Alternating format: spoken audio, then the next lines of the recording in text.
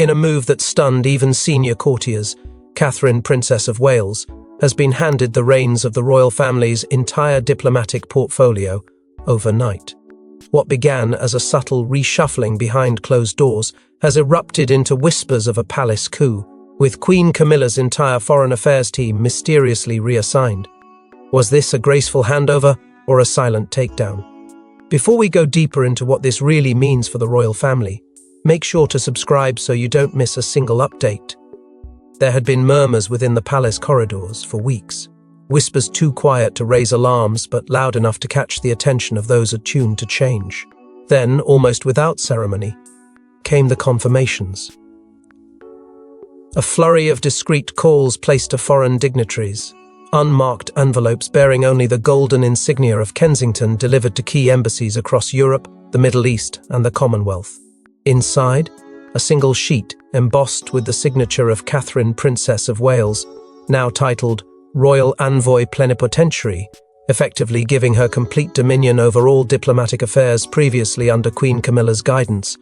No press release, no explanation, just a swift, bloodless transfer of power. Behind palace walls, the silence was louder than words. Camilla's name was no longer printed on the daily diplomatic briefings. Her appointments, carefully cultivated relationships with senior advisors, international liaisons, and cultural envoys were inexplicably pulled from the official calendar. Aides, once loyal to her cause, were redirected without courtesy or context. The Queen Consort's influence, so recently cemented in formal ceremony, was being dissolved in real time, not by scandal, not by illness, but by something far colder: exclusion. It was said the shift was sealed during a private meeting at Windsor. Only a few were present: Charles, Catherine, the Lord Chamberlain, and two unnamed senior members of the Royal Advisory Council. What occurred in that room has never been confirmed. But within 48 hours, Camilla's chief foreign advisor was removed, her council dissolved, and her ceremonial authority reclassified under a new title, Senior Companion to State Relations. A demotion dressed in formality. Palace insiders later described the atmosphere as a calculated silence. No direct confrontation, no public fallout, just a sudden lack of access, a quiet rewiring of permissions, and a growing realization that Catherine's authority was no longer ceremonial, it was structural. She now presided over every royal international visit, every confidential overseas briefing, and every ambassadorial introduction. What Camilla had spent years constructing through soft power and subtle charm had been redefined in days by a single commanding presence. And while Charles remained outwardly calm, there was no mistaking his complicity. The king had signed the authorization. The command had not been wrested from him, it had been passed. Which begged the question, had this been his plan all along? Was Catherine always the chosen one for this role, or had she earned it, moment by moment, until resistance seemed impractical? But behind this stunning shift lies a deeper rift, one born not of ambition, but betrayal. And it began months before the world noticed a thing. Before a single title changed hands, Camilla began to notice something strange. Her key aides weren't returning calls, her diplomatic briefings were postponed indefinitely, and her access to certain files had vanished. At first, it felt like forgetfulness, but soon the pattern was undeniable. She was being phased out systematically. It began not with confrontation, but with silence, the kind of silence that only grows heavier when you realize it's not accidental. Camilla's chief diplomatic officer, her most trusted confidant in matters of state, was suddenly reassigned to the Treasury Council without warning. No briefing, no explanation, just a vague note about internal restructuring and a disappearance from the daily schedule.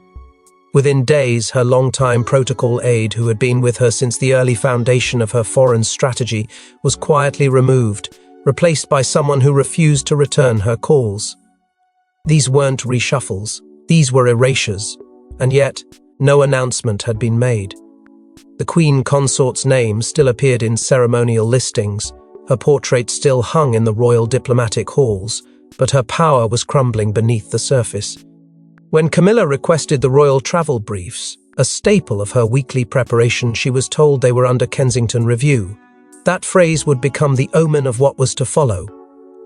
Slowly, she began noticing that communications from key foreign embassies, especially those in Canada, Australia, and Jordan, no longer reached her first. They were being routed directly to Kensington Palace, with Catherine's insignia stamped across the envelopes. The change was subtle but absolute. Alarmed, Camilla took her concerns directly to Charles. But his demeanor had shifted. The warm, steady reassurance she had come to expect was gone, replaced by a rehearsed detachment. He acknowledged her, but only in formality. When she raised concerns about her diplomatic influence being usurped, his response was chilling in its restraint. "It's being handled procedurally," he said.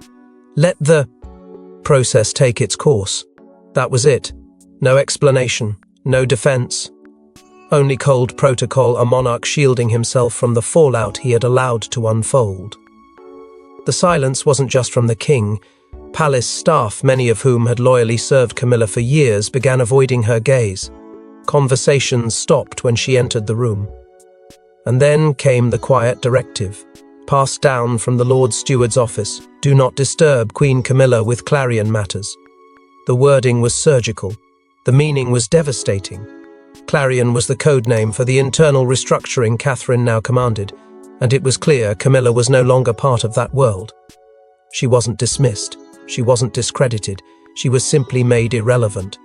And perhaps that made it even more painful. For a woman who had fought years for recognition, only to be written out through silence, the betrayal was deeper than any public scandal could deliver. But while Camilla scrambled to understand the silent siege around her, Catherine was already meeting with the very envoys Camilla once hosted. Beneath the gardens of Kensington Palace lies a rarely mentioned archive, the Windsor Diplomatic Codex.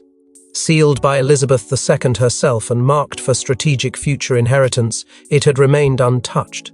Until now. When Catherine was granted clearance, what she uncovered would justify everything that followed. The vault was not on any public map, nor was it referenced in official palace blueprints.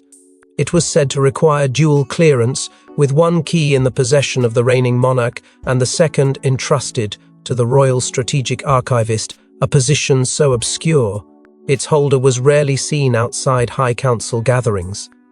Under Project Clarion subsection 5, the door finally opened. What lay inside was not merely documentation, it was legacy, power, and prophecy. Stacked neatly in iron-clasped drawers were handwritten correspondences between Queen Elizabeth II and world leaders, some long deceased, others still holding office. But one thing stood out above all: the recurring mentions of a figure referred to as C, and not for Camilla. Elizabeth's annotations, written in her unmistakable ink, were filled with admiration and strategy. In one letter to a Commonwealth Prime Minister she wrote, "There is a clarity in her the world listens when she speaks, not out of obligation but out of belief." The her in question: Catherine. Another document, a confidential map marked with red and gold pins, outlined potential royal missions projected for the next 20 years. Each destination was tagged with two initials, CW. Not once was Camilla referenced. Not once was her hand marked for future influence. Instead, every international route, every diplomatic milestone, pointed to Catherine as the face of the Crown's global presence. And then came the memo, titled simply Post-Camilla Structure. The private document bore the seal of Elizabeth II and the coded signature of the Lord Chancellor. It was a blueprint for what would happen once Camilla's influence reached its limit. This wasn't a contingency, it was a certainty. The memo outlined a transfer of all diplomatic engagements to a younger, more internationally resonant royal figure, citing concerns over fragmentation of global royal identity. That figure had a name, and it was Catherine. The final confirmation lay in a parchment buried beneath a false panel in the vault wall. It bore the Royal Order Code C7 and had been signed by Charles months before any public movement occurred. The document was short, deliberately so. "By the sovereign power entrusted in me, I hereby initiate the Windsor Realignment Directive as outlined by Her Majesty's legacy intent." With that stroke, Camilla's reign over diplomacy was nullified. End silence. Catherine's rise was no longer optional. It was institutional. This was never about rivalry. It was about destiny crafted in the shadows. The vault did not just contain secrets, it held the skeleton key to understanding why Catherine moved without resistance and why Camilla's allies fell without a word. The codex was never meant for the Queen Consort. It had always been waiting for the Princess of Wales. But what no one expected was that Catherine wouldn't just inherit the plans, she would begin rewriting them from her first hour on the job. Hours after assuming her new diplomatic powers, Catherine issued an executive reshuffle within the Foreign Office's Royal Liaison Division. It wasn't a symbolic change, it was a revolution. Ambassadors were alerted, old loyalties were tested, and Camilla's former inner circle was nowhere to be found. Within minutes of her first closed-door session as sovereign envoy, Catherine signed off on the appointment of Lady Louise Windsor as chief liaison for continental affairs, a move that stunned both the aristocracy and the government. The youngest royal to ever assume such a position, Louise represented not just a fresh face, but a direct signal that Catherine intended to rebuild diplomatic operations from the ground up. It was a statement of generational authority, and it sent shockwaves through every corner of the Commonwealth. The reaction was immediate and polarizing. Camilla's longtime aides, those who once dictated international protocol, found themselves quietly reassigned to ceremonial or honorary posts, stripped of influence but cloaked in courtesy. What appeared respectful on the surface masked a deliberate cleansing of resistance. The Queen's diplomatic reception, scheduled to take place just 3 days later, was on the verge of collapse. With half the original organizers removed and others walking away in protest, the event was projected to fail. But Catherine didn't flinch. She overrode existing plans and restructured the entire program in less than 36 hours. The reception went ahead on her terms. Every guest seated, every anthem played, every address spoken bore the subtle but unmistakable touch of a new order. That night, whispers circulated that this wasn't just a rebranding, it was a regime shift. And then came Clarence House.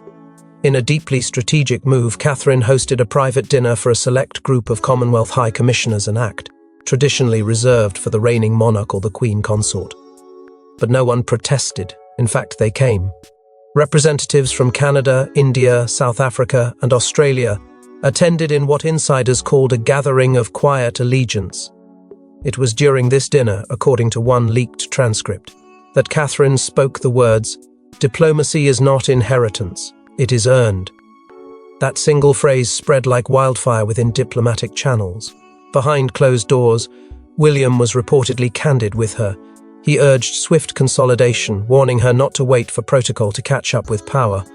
"Move fast before opposition crystallizes," he told her, aware that hesitation could allow Camilla's loyalists to regroup.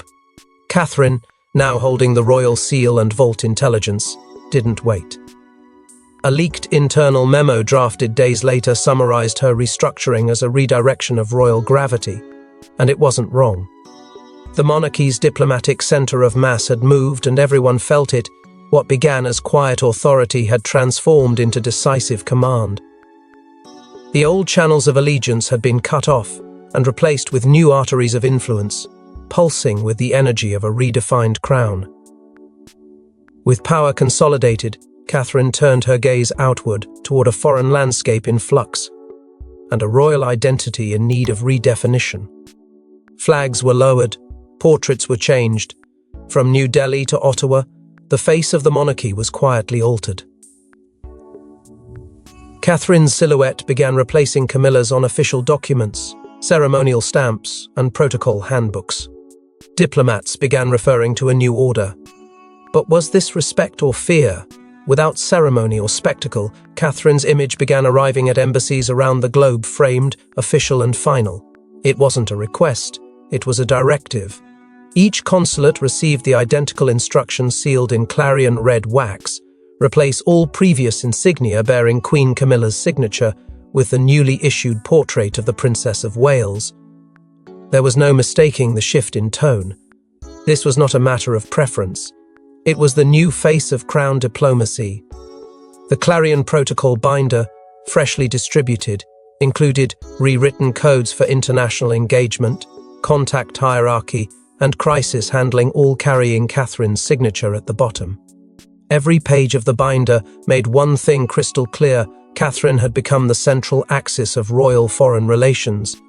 But her transformation didn't stop at administration. Catherine restructured the monarchy's approach to global presence. Soft power missions that had previously emphasized aristocratic pageantry were now being redesigned with focus on humanitarian intervention. She initiated education programs in underfunded regions, leveraged royal grants to empower women's initiatives abroad, and reopened embassies in countries that had grown distant under Camilla's colder, tradition-heavy diplomacy. In Nigeria, the re-establishment of a cultural mission sparked renewed interest in royal presence. In the Caribbean, officials privately admitted that Catherine's new directives had restored sincerity to relations strained in recent years. Yet not everyone embraced the change. Tensions erupted behind closed doors, especially in Paris, where embassy staff reportedly protested what they called an image reshuffling executed without protocol respect. Several senior members close to Camilla voiced frustration through private back channels, calling the transition premature and an erosion of consort tradition. But it was a leaked recording never confirmed, yet widely circulated, that ignited speculation of active resistance. In it, a voice resembling one of Camilla's former aides could be heard expressing disappointment to an EU Council representative. "She's not representing the monarchy. She's replacing it." The call ended abruptly, but the message lingered in diplomatic circles like smoke after a fire. Inside Buckingham, Catherine's strategy continued unfolding with quiet dominance. She wasn't just winning over allies, she was redrawing the entire map of royal engagement. The subtle shift from ceremonial presence to strategic influence signaled that the monarchy's global posture had irrevocably changed. Catherine was no longer a royal accessory. She was now the architect of crown diplomacy. But as Catherine won admiration abroad, the mood at home was growing darker, and one dinner changed everything. What was meant to be a quiet dinner between Charles, Camilla, and Catherine at Windsor spiraled into a confrontation so severe that staff were asked to leave mid-course. Words were said, accusations flew, and for the first time, Charles remained silent in the face of a queen's fury. The invitation had been framed as an evening of reflection, an attempt at unity after weeks of silent upheaval. But everyone around the table knew better. The atmosphere was fragile before the first course had even been served. Camilla arrived determined, her composure thinly veiled, and Catherine, calm yet unreadable, carried the weight of her growing authority like armor. Charles, exhausted from the pressure boiling in every corner of his monarchy, merely hoped to survive the night without escalation. But hope was not enough. Barely minutes into conversation, Camilla broke protocol and addressed the issue that had simmered behind every royal curtain: why her power had been gutted without warning, and why Catherine had been granted sweeping diplomatic control that no queen consort had ever held before. The tensions snapped when Camilla allegedly accused Catherine of bypassing tradition, claiming that her authority was unearned and imposed. The words landed like thunder, but Catherine didn't flinch. With precision and quiet resolve, she placed a folded document on the table, a sealed codicil penned by Queen Elizabeth II herself.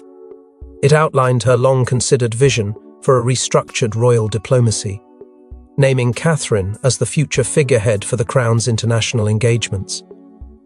The codicil had been hidden in the Windsor vaults for years, never spoken of, never revealed until that night. It wasn't a rebuttal, it was a reckoning. Charles stared at the parchment in stunned silence. Camilla's voice rose, pleading, demanding, desperate for her position to be restored. She insisted that her advisors be reinstated, that the Foreign Office's return to her control, that Catherine be realigned to a lesser role. But Charles gave her nothing. No agreement, no negotiation. His only response was procedural. The transition had been finalized and endorsed under the Crown's authority. There would be no reversal, no appeals. His silence on her demands echoed louder than any refusal. It was then, without warning, that Camilla stood. She left the room before dessert, a move so unprecedented that even the palace's longest-serving staff were left speechless. For decades, royal protocol had survived scandal, loss, and chaos. But a queen leaving mid-meal in protest? That had not been seen in living memory. After she departed, a verbal silence order was issued to all staff present that night. No commentary, no summaries, no whispers. What had been said in that dining room would never be acknowledged. Officially, the dinner never happened, and yet its consequences would ripple through every corridor of power. From that night forward, Camilla no longer fought openly, but behind the walls of Buckingham she began her final gambit. In a last-ditch effort to halt Catherine's momentum, Camilla attempted to invoke an obscure protocol clause that would temporarily freeze any changes to royal diplomatic roles. The clause existed, but what followed revealed just how far Catherine's influence had already reached. Deep within the legal volumes of palace procedure, buried beneath decades of red tape and rarely touched binders, lay Appendix Windsor IV, a constitutional relic from the early post-war monarchy.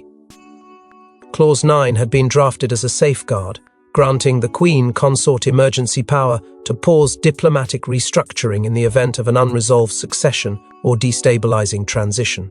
Camilla, growing increasingly desperate to regain her footing, seized on this last thread.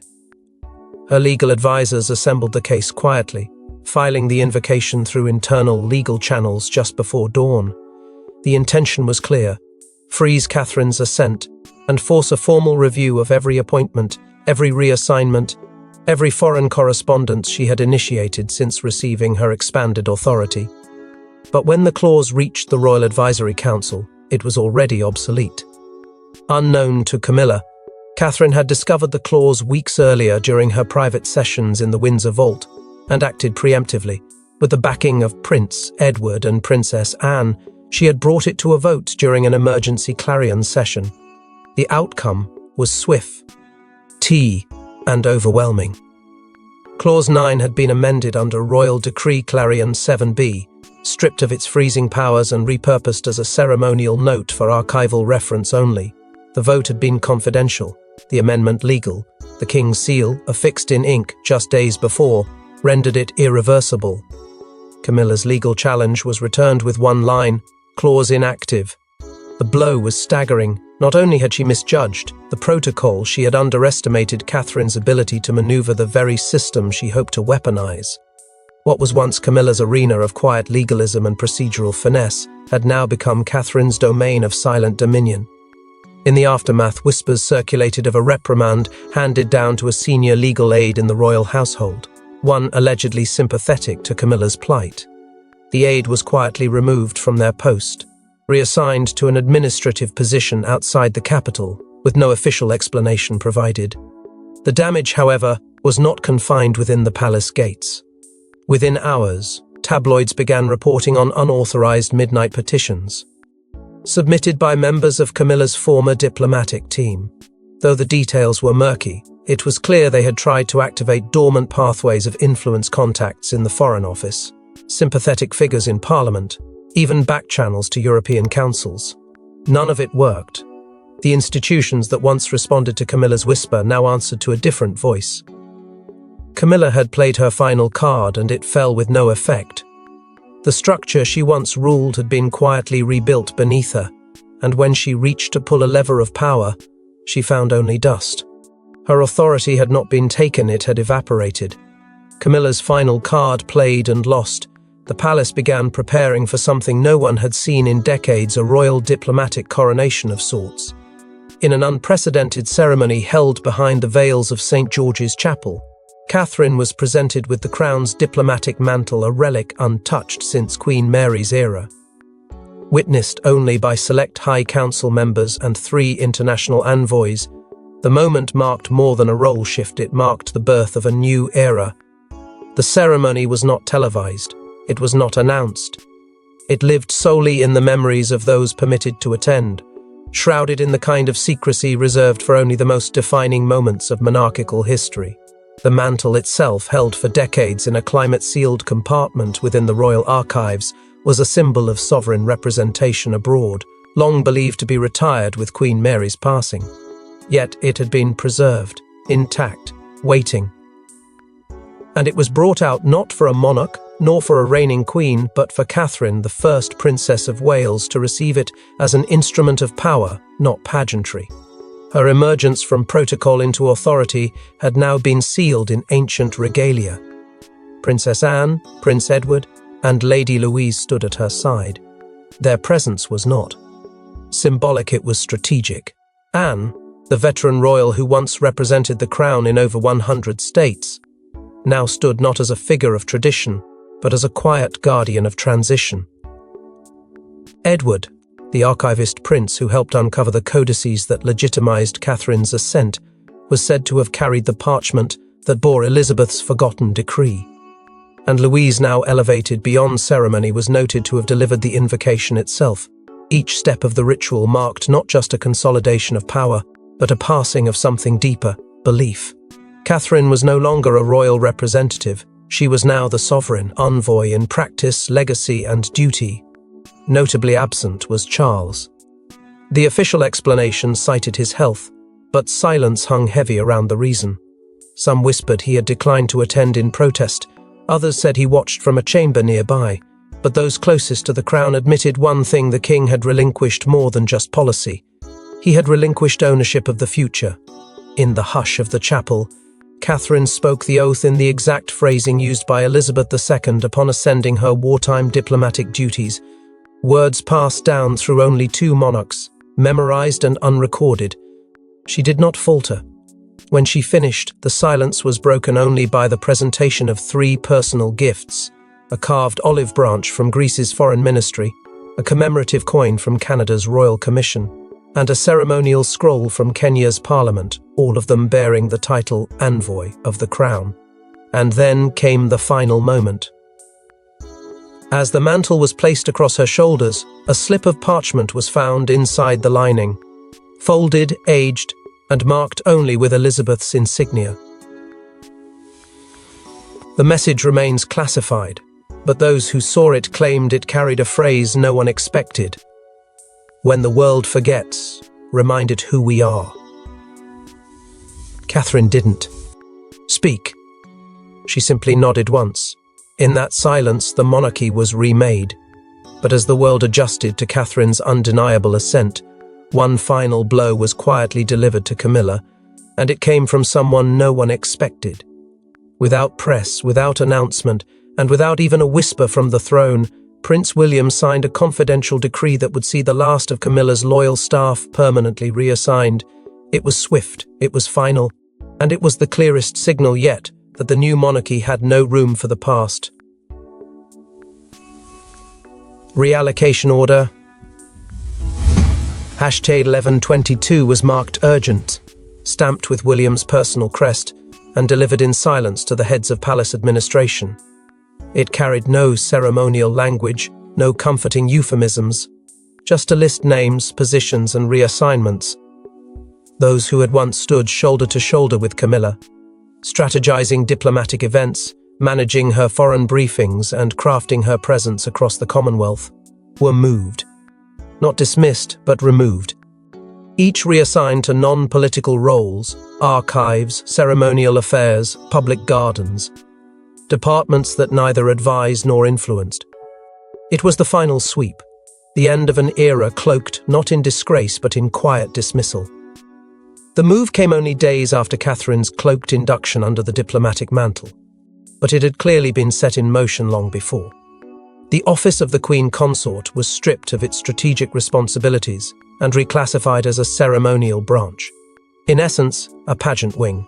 While the outward dignity of the title remained, the engine behind it was dismantled. No more councils, no more policy, only page programs and ribbon cuttings. Catherine, meanwhile, was formally recognized within internal royal communication as Sovereign Envoy Regent, a term not used since the early reign of Queen Victoria, and now revived to reflect her full command of the Crown's international presence. The royal press team underwent its own transformation. Once managed jointly between Buckingham and Clarence House, it was now renamed and restructured into the Catherine Communications Office. Subtle, effective, total. Press briefings began with her insignia, global updates filtered through her lens, and senior correspondents were told to direct protocol inquiries to Kensington, not the throne. The gravity of royal narrative had shifted, and even the palace media infrastructure now orbited around her. Camilla, for her part, did not issue a statement. She did not resist publicly, but she was seen once, entering Balmoral, unaccompanied, her usual aides absent. It was her last public appearance since the change. There was no formal farewell, no transition ceremony. She disappeared from the public eye with the same silence that had engulfed her final days of power. Not dethroned, not disgraced, just displaced. And so, a new chapter unfolds not with crowns or carriages, but with a woman, a vault, and a mandate that changed the monarchy forever. Thanks for watching. Please don't forget to like and subscribe, and we will see you in next one.